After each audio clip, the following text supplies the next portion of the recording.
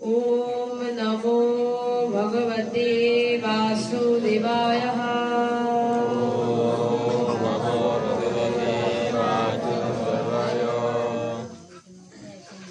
अवैष्णवमुद्गृणं पूतं हरिकथामृतं श्रवणं नैव कर्तव्यं सर्वशिष्टं यथा पयः।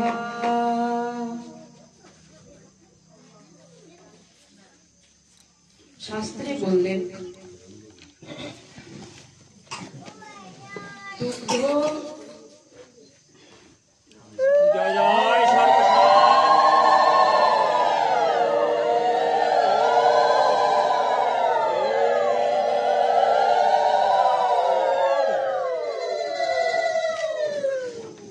শাস্ত্রে বললেন আমরা সকলেই জানি যে দুগ্ধ অত্যন্ত সুপেয় পুষ্টিকর পানীয়।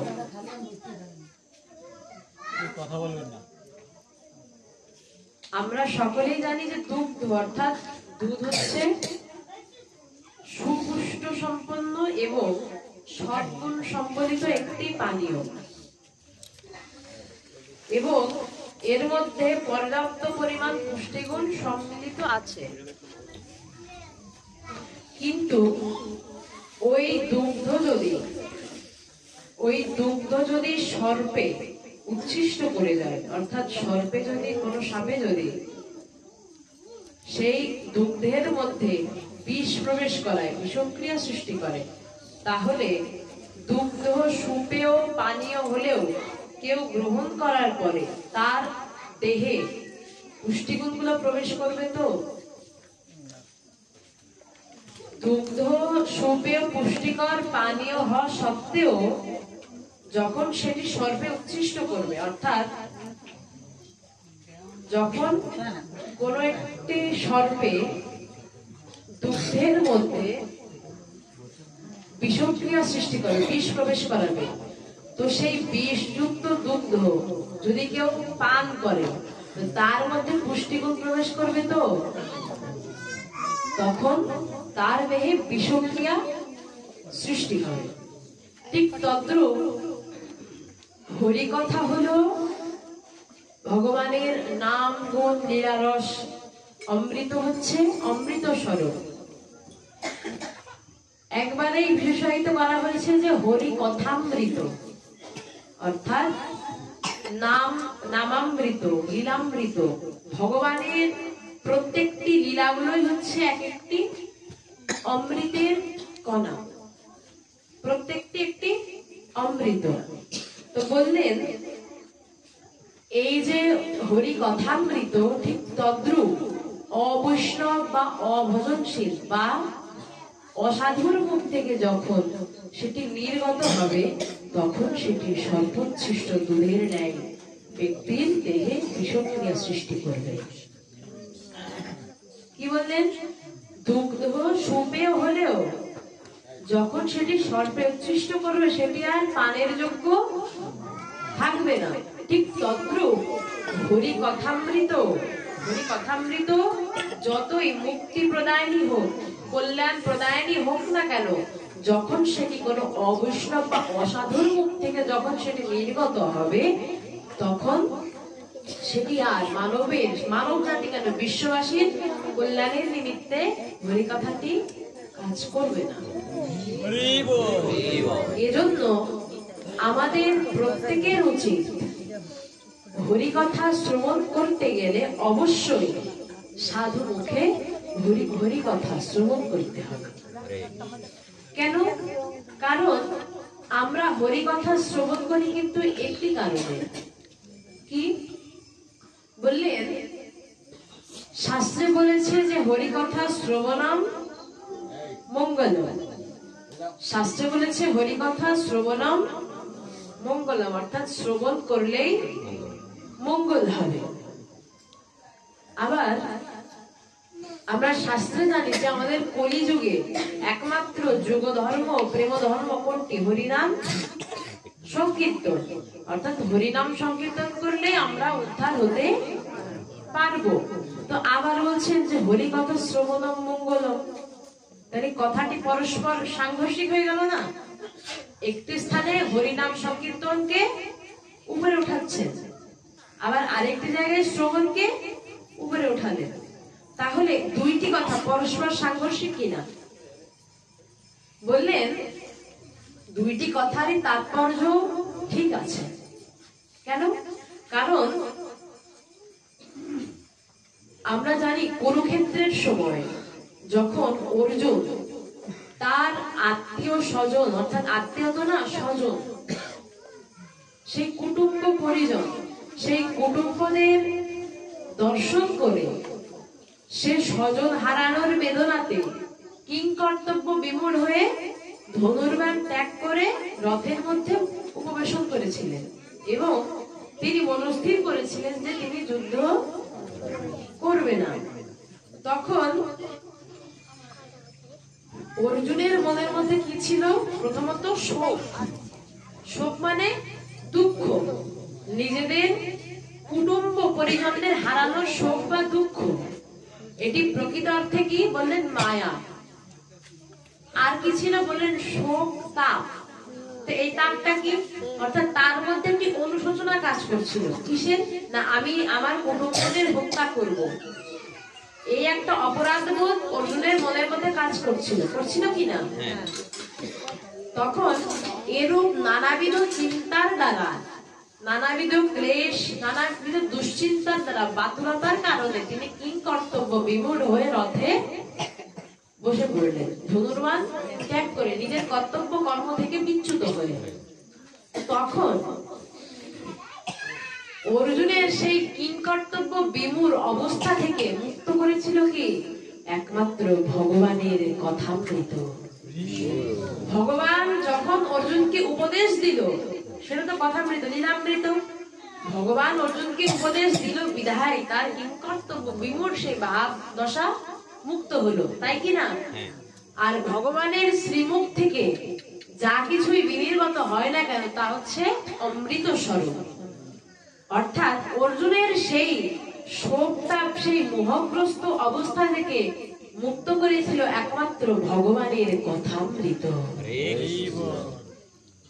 আবার বললেন আমরা প্রতিনিয়ত অর্জুনের মতো শোকতাপে লিপ্ত। কিরূপ? না আমরা প্রতিনিয়ত এইরূপ মায়ার পিছনে ঘুরতে ঘুরতে, মায়ার দাসত্ব করতে করতে করতে করতে বিভিন্ন প্রকার ক্লেশ, দুশ্চিন্তা, ব্যাকুলতার কারণে আমরা কিংকর্তব্য বিমূঢ় হয়ে পড়েছি। এবং তাহলে আমাদের এই দুর্দশা থেকে, আমাদের এই দুর্দশা দুর্ভোগ থেকে মুক্ত করতে পারে কে? বললেন একমাত্র ভগবানের নাম রূপ কথামৃত। একমাত্র এই কথামৃতই আমাদেরকে মুক্তি দিতে পারে। তো যেহেতু কথামৃতই আমাদের আশ্রয়, তাহলে এই আশ্রয়টি যদি সঠিকভাবে না হয় তাহলে আমরা মুক্তি পেতে পারবো কি? যদি আমরা আশ্রয়টি ঠিকভাবে না করতে পারি। একটি নদীর কিনারায় দাঁড়িয়ে কোনো ব্যক্তি যদি সারাদিন ধরে ভাবনা করে যে আমি এই নদীটি অতিক্রম করে ওই পারে যাব, যদি সারাদিন ধরে এরূপ ভাবনা করে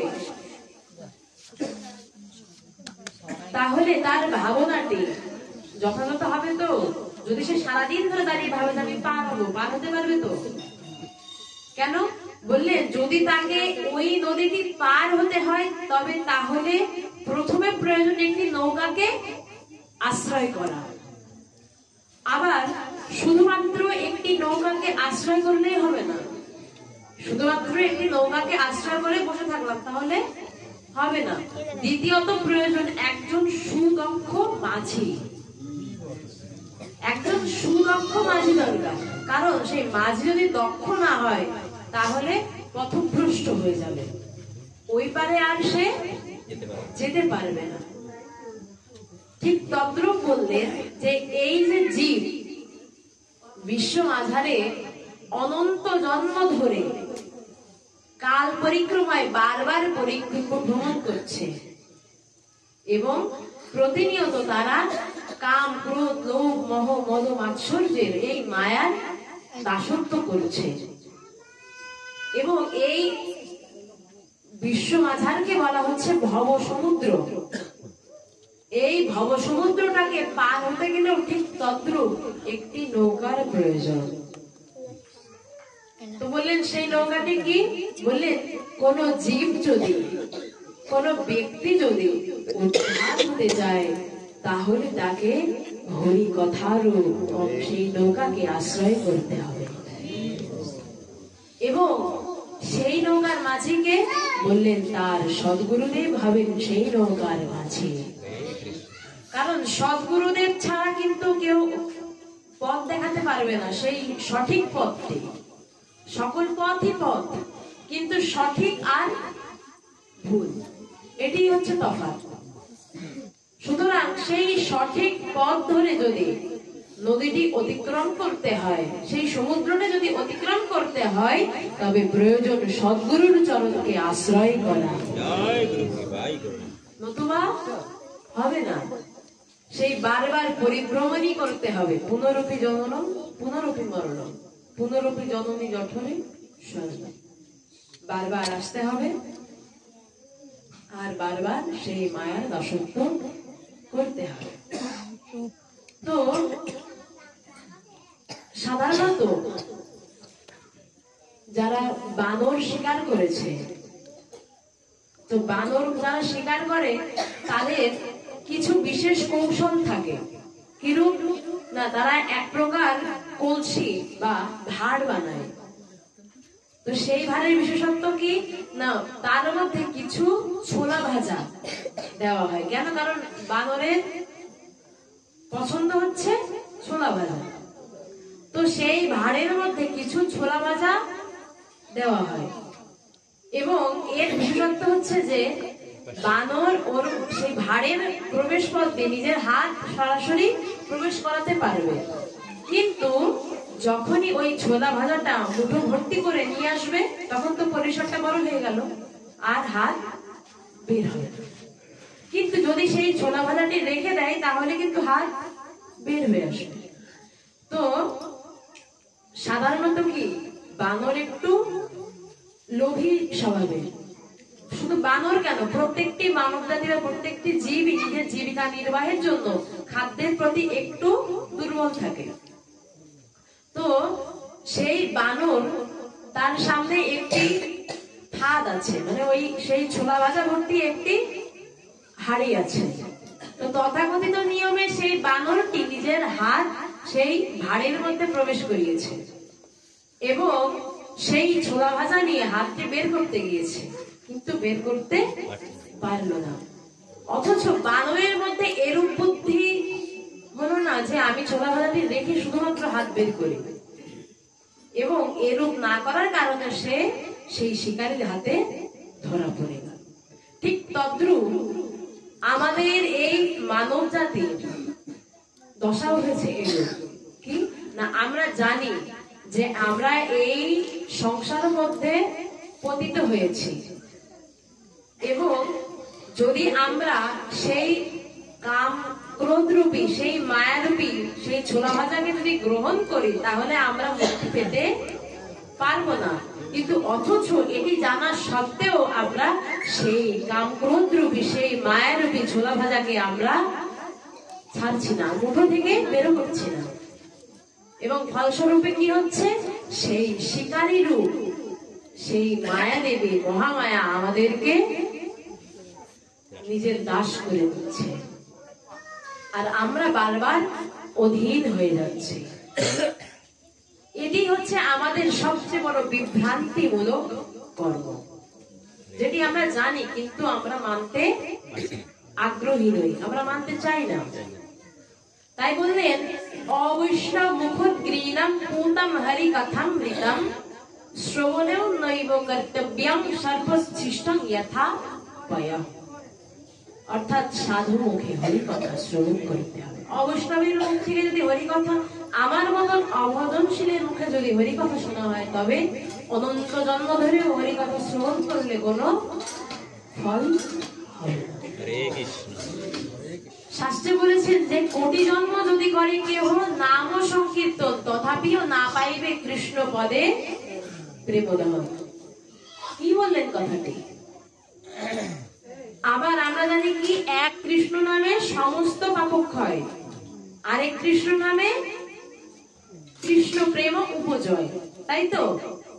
এই কথাটি চৈতন্য চরিতামৃতে যে এক কৃষ্ণ নাম নিলে হয় সর্ব পাপক্ষয়, আরেক কৃষ্ণ নামে কৃষ্ণ প্রেম উপজয়। অর্থাৎ আমি যদি একবার কৃষ্ণ নাম করি তবে আমার সমস্ত পাপক্ষয় মানে পাপ ক্ষয় হয়ে যাবে, আর কোনো পাপ থাকবে না।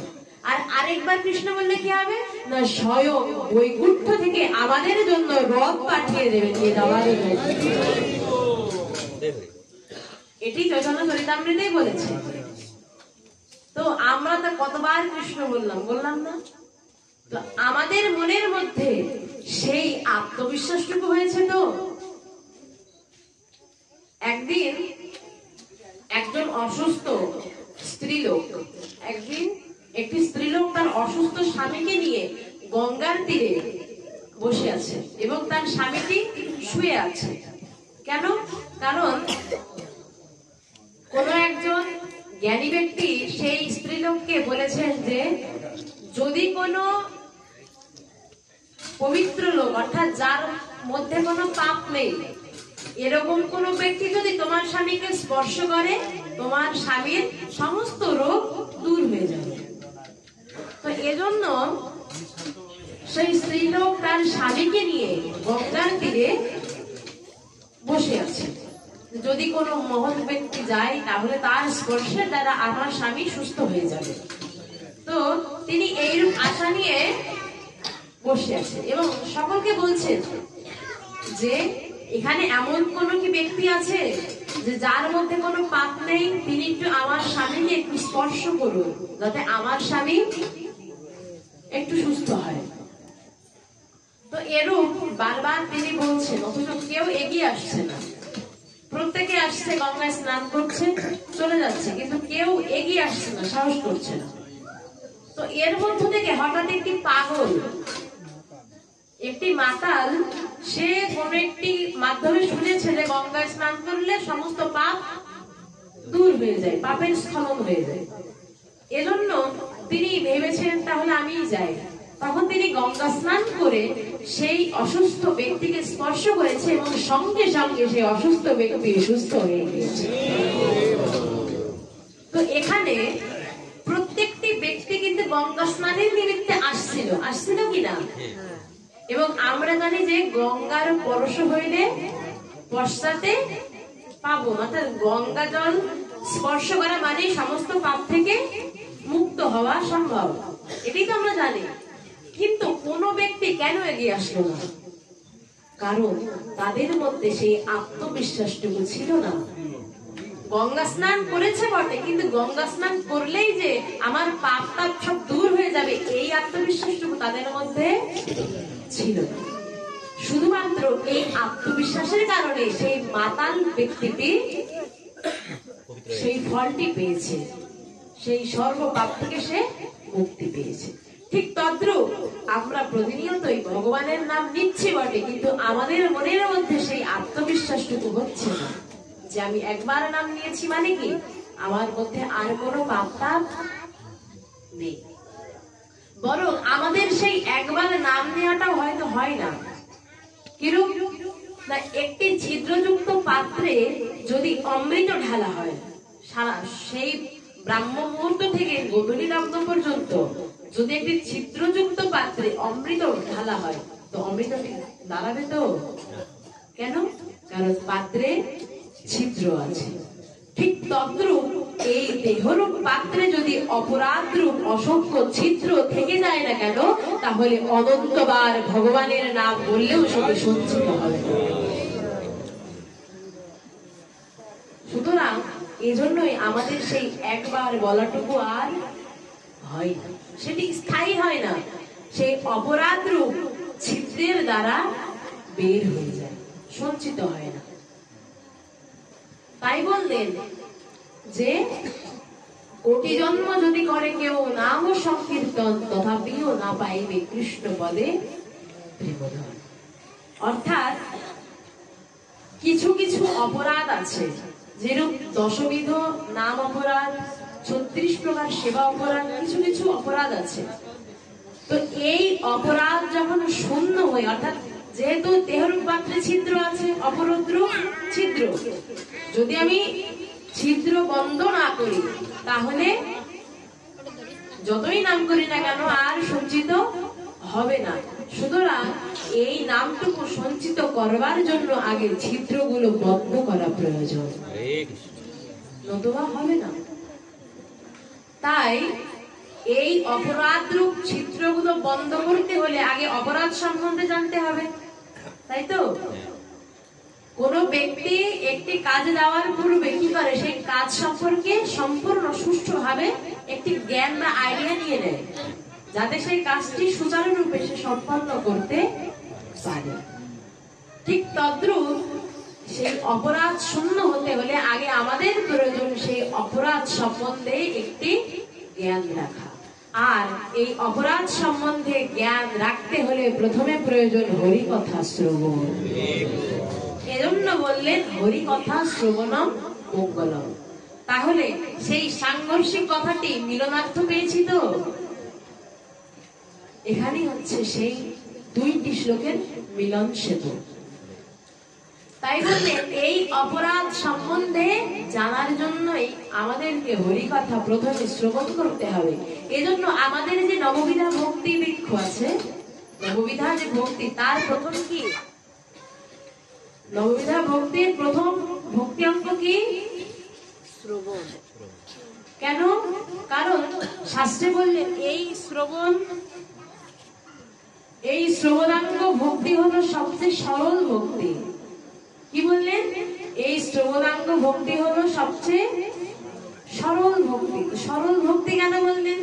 কারণ শ্রবণ কীর্তন সরল বন্ধন। তো ধরুন আমি কীর্তন করব, তো কীর্তন করতে হলে আমার প্রথমত প্রয়োজন কীর্তনের পদ জানা, তাই তো? পদ না জানলে কি কীর্তন করব? প্রথমত আমার কীর্তনের পদ সম্পর্কে একটি জ্ঞান থাকতে হবে। দ্বিতীয়ত সেই কীর্তনের ছন্দ বা লয় সম্বন্ধে বা তাল সম্বন্ধে আমার একটি জ্ঞান থাকতে হবে। আবার একটু সুরবোধেরও প্রয়োজন আছে। সুতরাং কীর্তন করতে গেলে বেশ কিছু জিনিস জানতে হবে। আবার বললেন শ্রবণ কীর্তন স্মরণ। তো এই স্মরণ কিন্তু আবার হুটহাট আসে না। আবার আমরা কলিহত জীব, নানান রকম সাংসারিক জড় চেতনা বা জড় চিন্তা ভাবনা আমাদের মন ভর্তি। সাংসারিক চিন্তা থেকে বের হওয়াই দুষ্কর, সুতরাং স্মরণ হবে না। তো বললেন স্মরণ, শ্রবণ কীর্তন স্মরণ বন্দন। বন্দনা করতে গেলেও পদের প্রয়োজন আছে, কিন্তু আমি যদি আবার যদি প্রচার করতে হয় একটু জ্ঞানের প্রয়োজন, মানে আমি কি বোঝাবো, তাই কি না? কিন্তু যিনি শ্রবণ করবেন তার কি কোনো কিছু জানার প্রয়োজন আছে? কোনো কিছু শ্রবণ করতে গেলে তার কি কোনো বাধ্যবাধকতা আছে যে এইটুকু না জানে তুমি শ্রবণ করতে পারবে না? এজন্য বললেন এই শ্রবণাঙ্গ ভক্তি হলো সবচেয়ে সরল ভক্তি। কেন? কারণ আর এই সরল ভক্তির দ্বারাই একমাত্র ভগবানকে পাওয়া যায়। একমাত্র সরল ভক্তির দ্বারাই ভগবানকে পাওয়া সম্ভব। কিভাবে না, একবার একটি গ্রামে রঘুপতি রামচন্দ্রের একজন একনিষ্ঠ ভক্ত ছিল। তো ভক্তটি এতটাই সরল যে তিনি রঘুপতি ভিন্ন আর কোনো কিছু তিনি চিনতেন না, বুঝতেন না। তিনি যেখানে যেতেন না কেন সব জায়গায় তিনি রঘুবীর সেই রামচন্দ্র, সেই রাজীব লোচন ভগবান শ্রী রামচন্দ্রকে তিনি স্মরণে রাখতেন। তো একবার তার একটি কন্যা ছিল, তো সেই কন্যাকে বিবাহ দিতে হবে, কিন্তু তার কাছে পর্যাপ্ত অর্থ বা ধন সম্পদ নেই। কিন্তু এজন্য তিনি স্বর্ণকারের কাছে গিয়েছেন। স্বর্ণকারের কাছে গিয়ে বলছেন যে দেখো আমার তো কন্যা বিবাহ দিতে হবে, তুমি আমাকে কিছু অর্থ ধার দাও। তার কাছে কিছু স্বর্ণের অলংকার ছিল, সেই স্বর্ণের অলংকার গুলো বন্ধক রেখে কিছু অর্থ সে নিল এবং সেই স্বর্ণকারটি জিজ্ঞাসা করছে যে তোমার এটির সাক্ষীকে? বললেন আমার রঘুপতি আমার সাক্ষী। এই বিশ্বাস নিয়ে তিনি কোনো কিছু পরীক্ষা নিরীক্ষা না করে তার কাছ থেকে অর্থ নিয়ে চলে গেলেন এবং সেই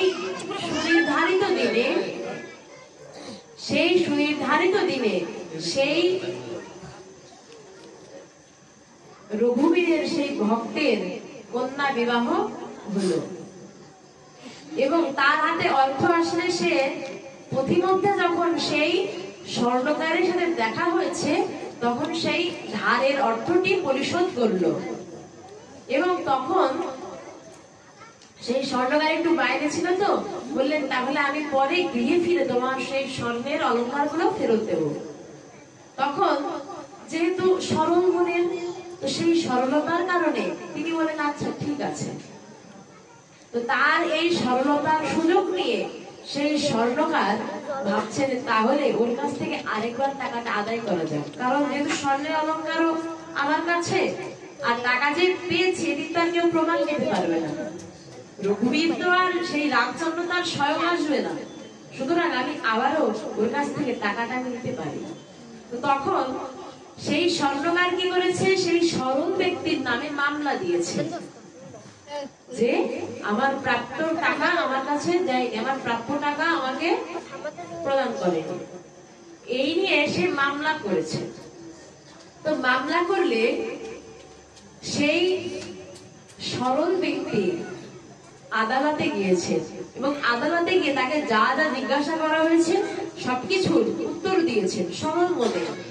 তখন সেই আদালতের যে জজ ছিল সে জিজ্ঞাসা করছে যে আচ্ছা বাবা, তুমি যে এই টাকাটা দিয়েছো, তুমি বলছো তুমি টাকা দিয়েছো, তো এর সাক্ষী মানে এর কোনো প্রমাণ আছে, কেউ জানে? তখন সেই সরল ব্যক্তি বলছে হ্যাঁ জানে। কে?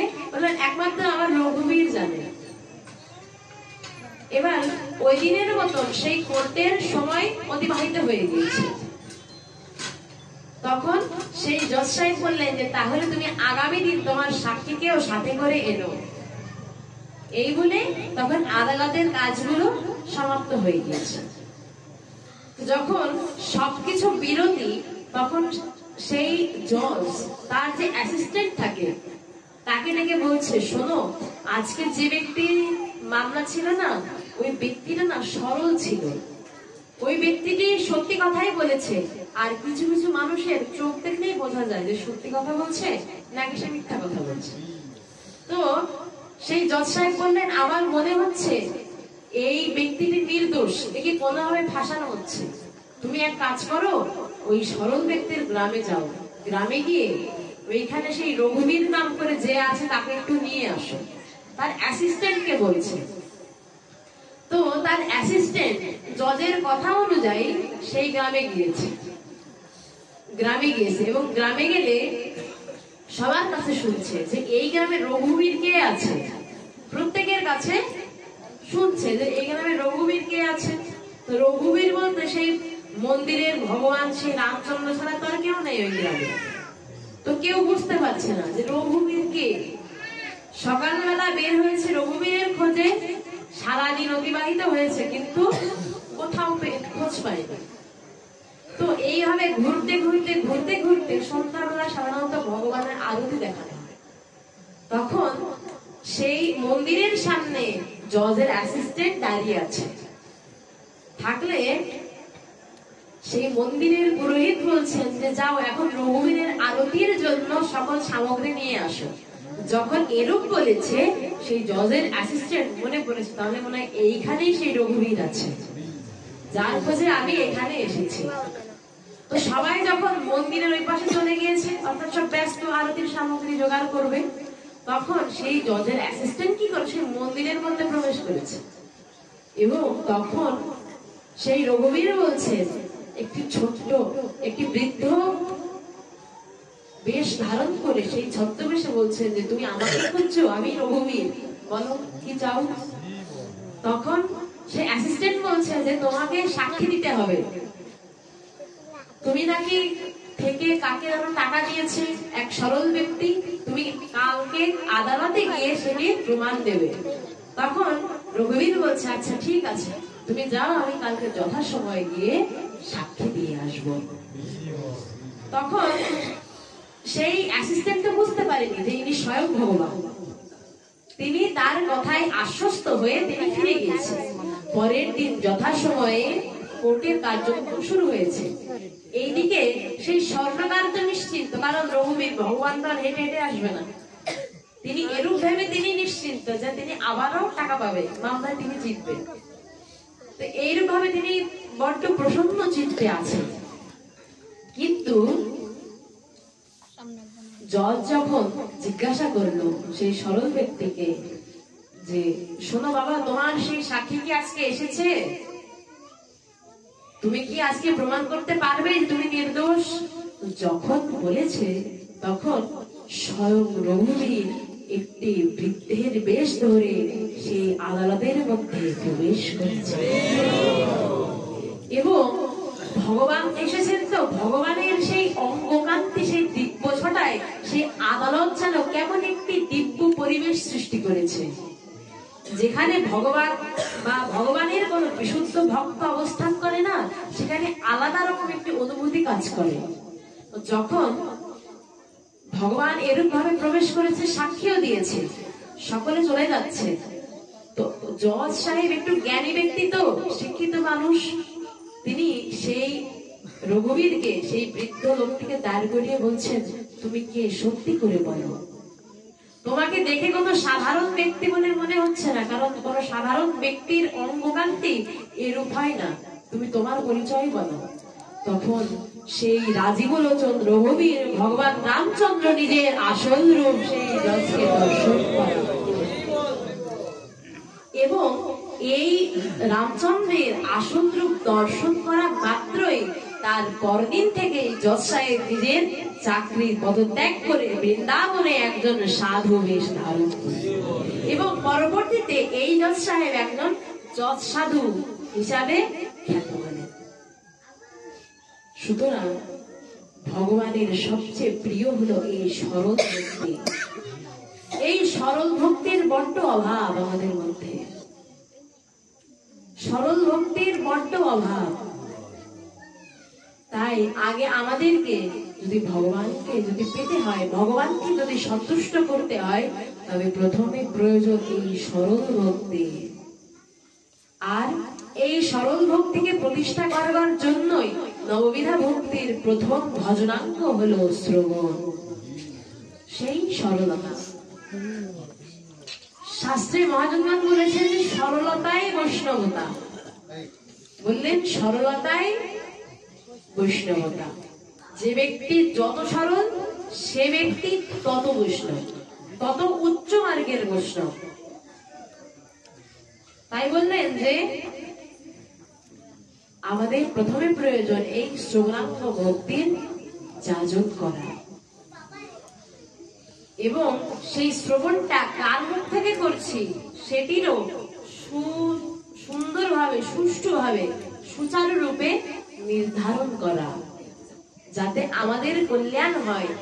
এরূপ কোন মহাজনকে নির্বাচন করে তার মুখ থেকে আমাদের হরি কথা শ্রবণ করতে হবে। কেন বললেন অরসজ্ঞ কাক চষে জ্ঞান নিম্ন ফলে, রসজ্ঞ কোকিল খায় প্রেমাম্র মুকুলে, অভাগিয়া জ্ঞানী আস্বাদয় শুষ্ক জ্ঞান, কৃষ্ণ প্রেমামৃত পান করে ভাগ্যবান। কি বললেন? অরসজ্ঞ কাক চষে জ্ঞান নিম্ব ফলে। নিম্ব মানে কি? নিম। তো নিমের স্বরূপ কি? অর্থাৎ নিমের বৈশিষ্ট্য তিক্ততা, তাই তো? অর্থাৎ কেউ যদি নিম পাতা সেবন করে তো সে মিষ্টি পাবে, তাই তো? সে তিক্ততা অনুভব করবে। তো প্রথম লাইনটি কি বললেন? যে অরসজ্ঞ কাক চষে জ্ঞান নিম্ব ফলে। অর্থাৎ অরসজ্ঞ মানে কি? যার মধ্যে কোনো রস নেই, সেটি হচ্ছে অরসজ্ঞ। আর সাধারণত কাকের স্বভাব কি? বিভিন্ন প্রকার বিরক্তিকর আওয়াজ করে আমাদের কর্ণকে বিদীর্ণ করা, তাই তো? আজ পর্যন্ত কাকের সেই কাকা ডাককে আজ পর্যন্ত আমরা কেউ সেই সুন্দর বলে আমরা বিশেষণ দিতে পারিনি, পেরেছি কি? অথচ কোকিলের সেই সুমিষ্ট কলতানকে আমরা কিন্তু বড্ড পছন্দসই বলে আখ্যা দিয়ে থাকি। বলল অরসজ্ঞ কাক চষে জ্ঞান নিম্ব ফলে, অর্থাৎ যারা অরসজ্ঞ, অর্থাৎ শাস্ত্র বাণী সম্বন্ধে যাদের কোনো অনুভূতি নেই, শাস্ত্র বাণী সম্বন্ধে যাদের হৃদয়ে কোনো আলোকছটা ফেলে না, তারা কি করবে না? জ্ঞান নিম্ব ফল চুষবে, অর্থাৎ সেই তিক্তরূপ জ্ঞান সেটিকে গ্রহণ করবে। আর যিনি রসজ্ঞ, অর্থাৎ যার মধ্যে অনুভূতি আছে, শাস্ত্র বাণী সম্বন্ধে যার হৃদয়ে অনুভূতির সৃষ্টি হয়, তিনি কি করবেন? একমাত্র কৃষ্ণ প্রেম মুকুল তিনি গ্রহণ করবেন। এবং বললেন অভাগিয়া জ্ঞানী আস্বাদয়ে শুষ্ক জ্ঞান, অর্থাৎ যিনি অভাগিয়া জ্ঞানী। অভাগিয়া জ্ঞানী মানে কি? যার মধ্যে ওই জ্ঞানের কোনো পরিপক্কতা নাই। জ্ঞানের পরিপক্কতা কি? শাস্ত্রে বললেন ভক্তি বিনা, সেই ভক্তির অনুভূতি বিনা জ্ঞানের কখনো পরিপক্কতা হতে পারে না। কেউ যদি অঙ্গীকার করে যে আমি সবচেয়ে বড় জ্ঞানী, আমি সবচেয়ে বড় জ্ঞানী, আমার উপরে আর কোনো জ্ঞানী নেই, অথচ ওই জ্ঞান পরিপক্কতা পায়নি, কেন? কারণ যে ব্যক্তি প্রকৃত জ্ঞানী হবেন তিনি কখনো চারিদিকে প্রচার করবেন না যে আমি জ্ঞানী। তার জ্ঞানের সেই আচরণের দ্বারাই চারপাশ সেই দিগবিদিক আকাশে বাতাসে প্রচারিত হবে যে এই ব্যক্তি জ্ঞানী, তার আচরণের দ্বারাই, তার জ্ঞানের পরিপক্কতার দ্বারাই। আর এই জ্ঞানের পরিপক্কতা হবে কিসে? বলেন একমাত্র ভক্তির দ্বারা।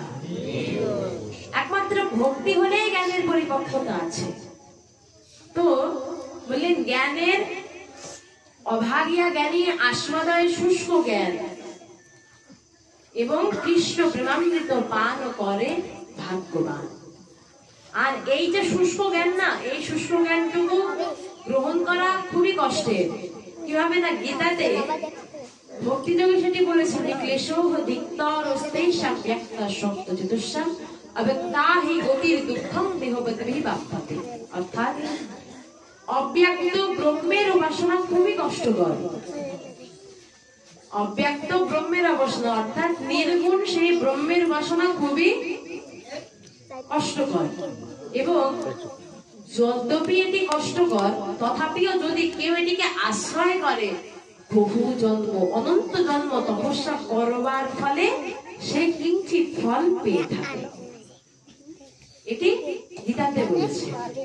তাহলে সেই দুরূহ জিনিস, সেই দুর্লভ জিনিস পাওয়া আমাদের মতন, আমার মতন অভজনশীলের পক্ষে সম্ভব নয়।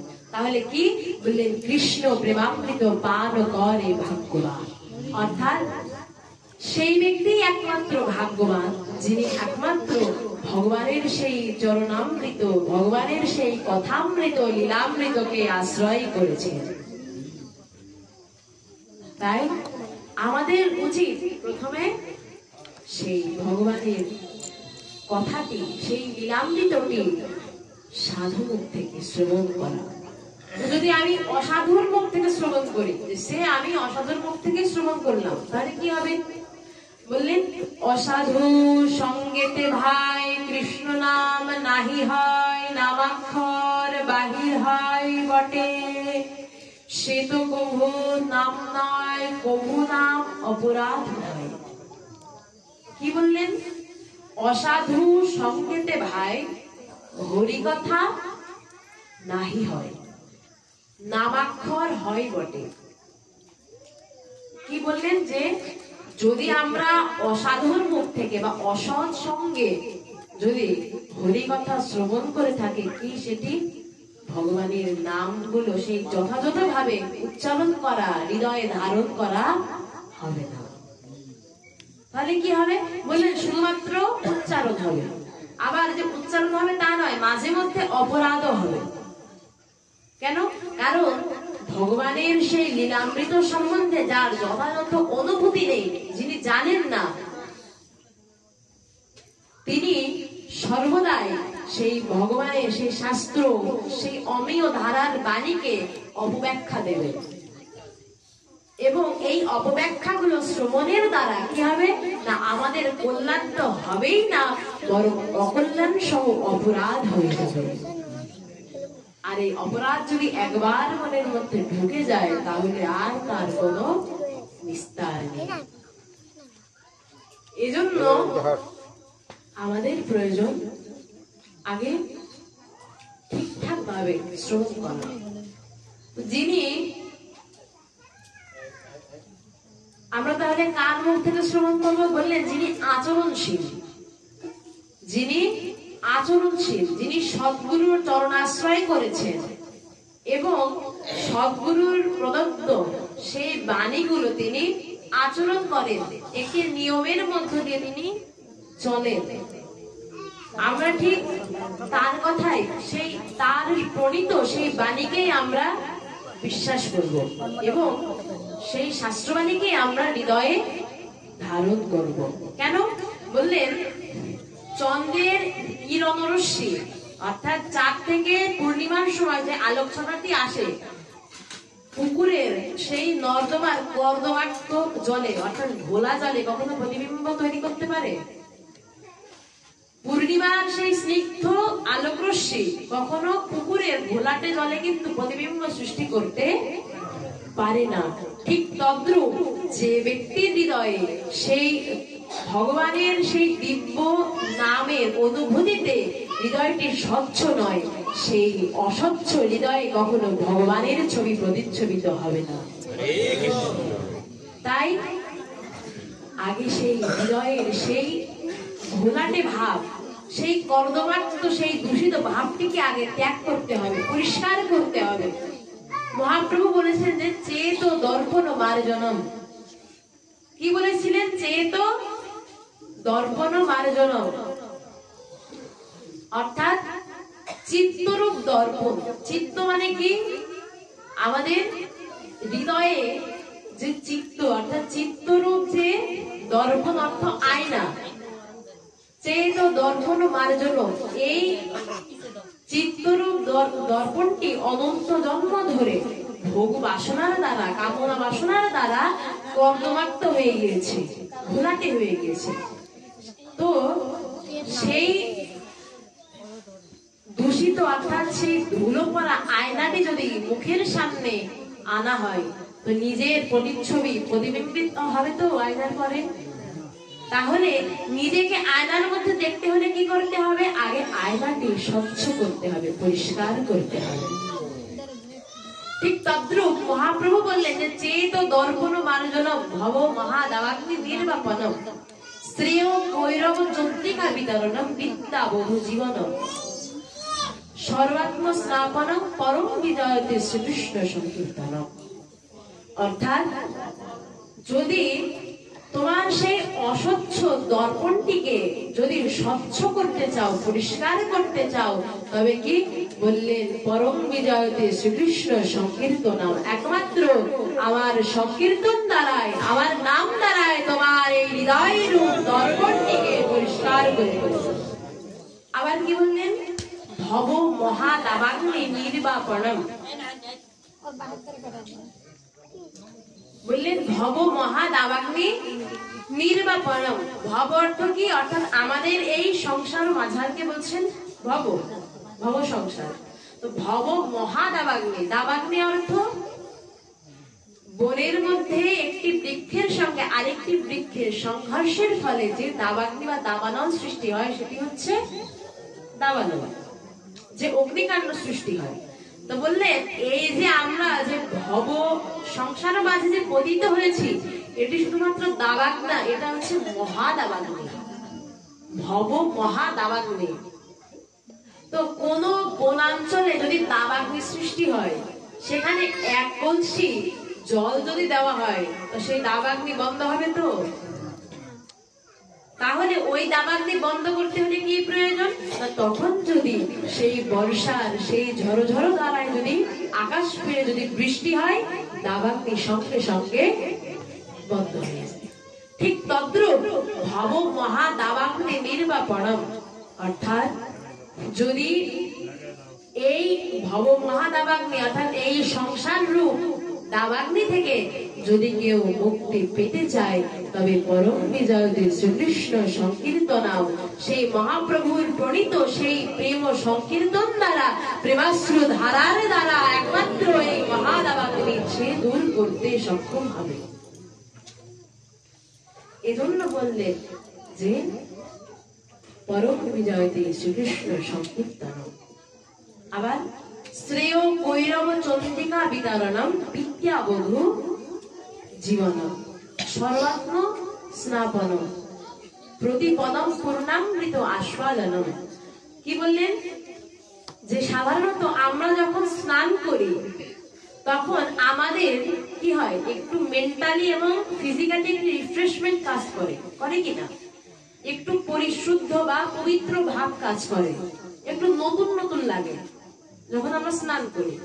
তো বললেন সর্বাত্ম স্নাপনম প্রতিপদম পূর্ণামৃত আস্বাদনম, অর্থাৎ একটি শুদ্ধ ব্যক্তির মনের মধ্যে, একটি শুদ্ধ চিত্তের, একটি শুদ্ধ হৃদয়ের ব্যক্তির মনের মধ্যে যেরূপ ভাবের উদয় হয়, আমার আনিত এই পরম সংকীর্তন যে ব্যক্তি আস্বাদন করবে, সে সর্বদাই প্রতি পদে পদে পূর্ণ অমৃতকে আস্বাদন করবে।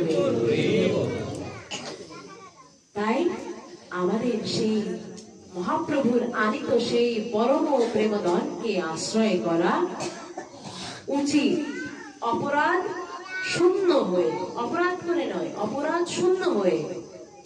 কেন?